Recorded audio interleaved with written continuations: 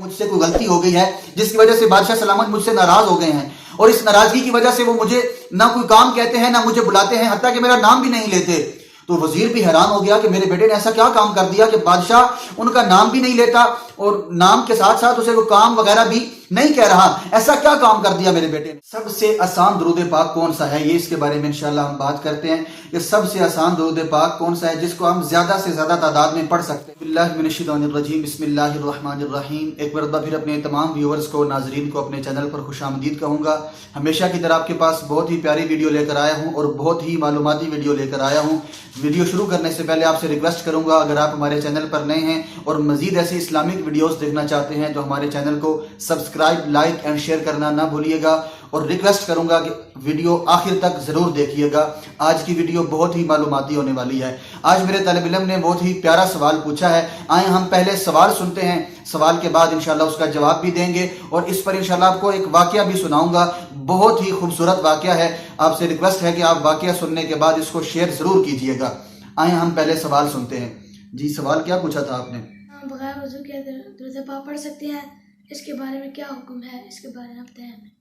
ماشاءاللہ ماشاءاللہ، کتنا پیارا سوال پوچھا ہے طالب علم نے کہ ہم بغیر وضو کے درود پاک پڑھ سکتے ہیں۔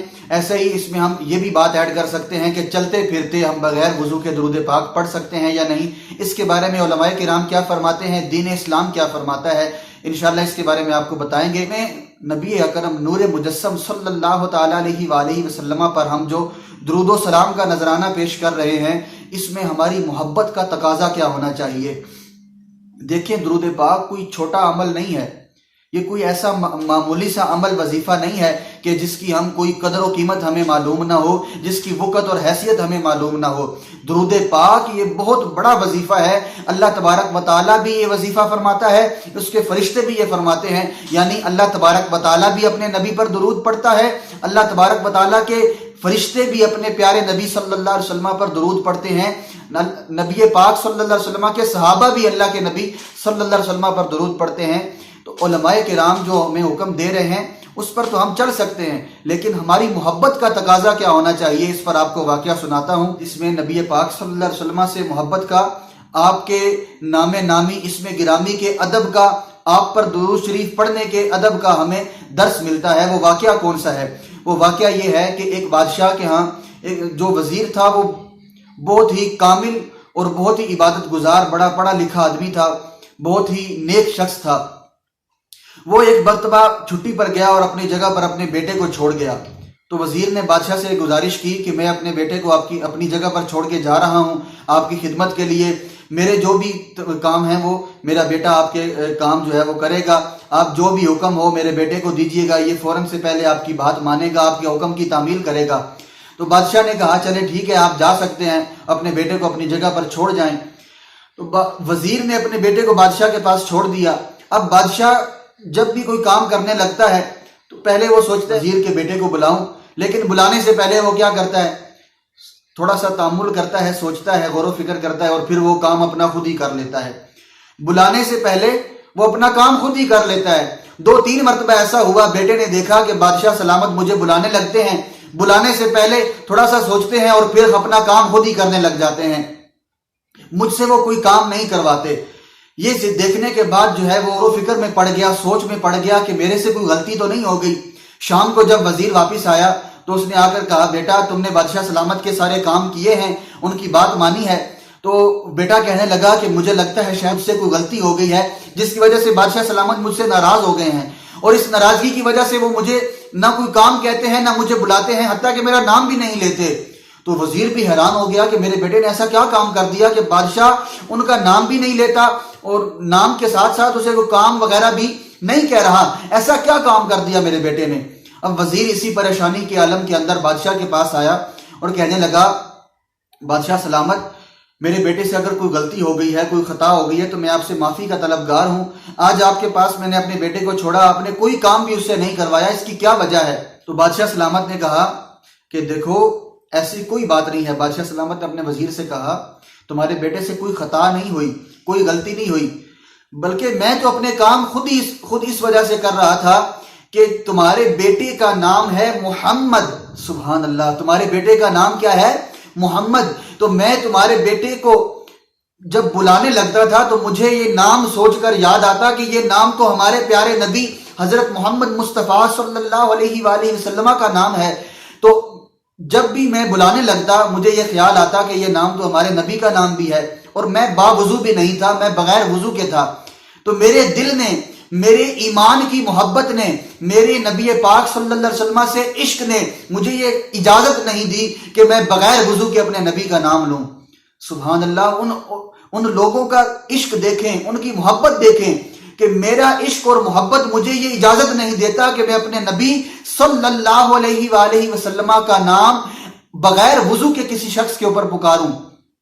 حالانکہ اس میں کوئی قباحت نہیں ہے، کوئی کسی قسم کا شرعی مسئلہ نہیں ہے، ہم پکار سکتے ہیں۔ اپنے بچوں کا نام ہمیں محمد رکھنا چاہیے۔ اس کی کیا وجہ ہے کہ اللہ کے نبی صلی اللہ علیہ وآلہ وسلم نے فرمایا کہ جس نے اپنے بچوں کا نام میرے نام پر رکھا، یعنی محمد یا احمد رکھا، شوق اور محبت کی وجہ سے میرے نام پر بچوں کا نام رکھا، تو میں محمد مصطفیٰ صلی اللہ علیہ وسلم اس بات کی ضمانت دیتا ہوں کہ وہ بچہ اپنے والدین کو جنت میں لے جائے گا، وہ بچہ اپنے والدین کی بخشش کا ذریعہ بن جائے گا جس کا نام محمد یا احمد رکھا گیا۔ سبحان اللہ، نام رکھنے کی بہت بڑی فضیلت ہے، ہمیں رکھنا چاہیے، ہم اسے پکار بھی سکتے ہیں، کوئی حرج نہیں ہے، لیکن محبت اور ایمان کا تقاضا دیکھیں۔ تو ہم نے جو سوال پوچھا گیا ہے کہ کیا درود پاک بھی ہمیں بغیر وضو کے پڑھنا چاہیے یا نہیں، کیا ہم پڑھ سکتے ہیں؟ تو علماء کرام فرماتے ہیں کہ ہم بغیر وضو کے درود پاک تو پڑھ سکتے ہیں، لیکن ہمیں اس بات کا خیال رکھنا ہوگا کہ ہم جس جگہ پر درود پاک پڑھ رہے ہیں، یہ درود پاک پڑھنے والی جو جگہ ہے، ذکر و اذکار کی جگہ ہے، یہ اس پر کوئی نجاست تو نہیں ہے، کوئی گندگی تو نہیں ہے۔ اسی طرح ہمارے جسم کے جو کپڑے ہیں یا ہمارا اپنا جسم جو ہے، اس پر کوئی گندگی یا نجاست تو نہیں لگی ہوئی۔ ان چیزوں کا خیال رکھتے ہوئے ہم بغیر وضو کے درود پاک پڑھ سکتے ہیں، لیکن اچھا تو یہ تھا، بہتر عمل یہ تھا کہ ہم محبت کے اندر، نبی پاک صلی اللہ علیہ وسلم کے عشق کے اندر با وضو اور با ادب ہو کر درود پاک پڑھتے۔ جتنا با ادب اور با وضو ہو کر درود پاک پڑھیں گے، اس کا اتنا ہی زیادہ ہمیں فائدہ ہوگا، اس کا فیض بھی ہمیں اتنا زیادہ ہی ملے گا جتنا محبت اور ادب کے ساتھ ہم درود پاک پڑھیں گے۔ بغیر وضو کے بھی ہم درود پاک پڑھ سکتے ہیں، چلتے پھرتے بھی پڑھ سکتے ہیں، ہر جگہ پڑھ سکتے ہیں، سوائے جو جگہیں نجاست کی ہیں یا جس جگہ پر کوئی نجاست لگی ہوئی ہے، ان کے علاوہ ہم ہر جگہ پر درود پاک پڑھ سکتے ہیں۔ اسی طرح جو ہماری بہنیں ہیں وہ بھی اپنے مخصوص ایام کے اندر درود پاک پڑھ سکتی ہیں، درود پاک کا وظیفہ کر سکتی ہیں، لیکن ادب کا تقاضا یہ ہے کہ ہم جب بھی درود پاک پڑھیں یا ایسا کوئی عمل کریں جس کے اندر اللہ تبارک و تعالیٰ کا نام ہو، ذکر و اذکار ہو، تو ہم باوضو ہو جائیں، یا اپنے اوپر سے کوئی نجاست وغیرہ لگی ہے، جگہ پر کوئی نجاست ہے تو اس کو ہٹا لیں۔ سب سے آسان درود پاک کون سا ہے، یہ اس کے بارے میں انشاءاللہ ہم بات کرتے ہیں کہ سب سے آسان درود پاک کون سا ہے جس کو ہم زیادہ سے زیادہ تعداد میں پڑھ سکتے ہیں۔ درود پاک تو بہت ہیں، بڑے بھی ہیں، چھوٹے بھی ہیں، درود ابراہیمی ہے، درود تاج ہے، درود خضری ہے، تو کون سا درود پاک آسان ہے جو ہم کثرت کے ساتھ پڑھ سکتے ہیں؟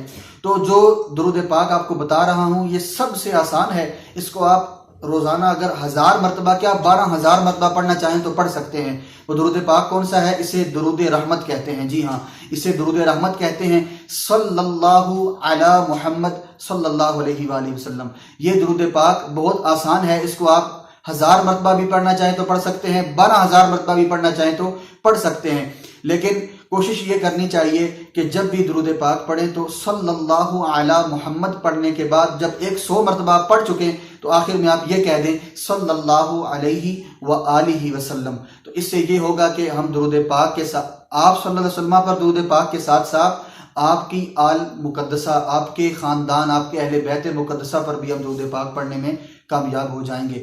تو اللہ تبارک و تعالی ہم سب کو نبی اکرم نور مجسم صلی اللہ تعالی علیہ وآلہ وسلم کی بارگاہ میں خوب محبت کے ساتھ درود پاک کا نذرانہ پیش کرنے کی توفیق عطا فرمائے۔ اللہ تبارک و تعالی ہم سب کا حامی و ناصر ہو۔ ملتے ہیں اگلی ویڈیو میں، تب تک کے لیے اللہ حافظ، جزاک اللہ خیرہ۔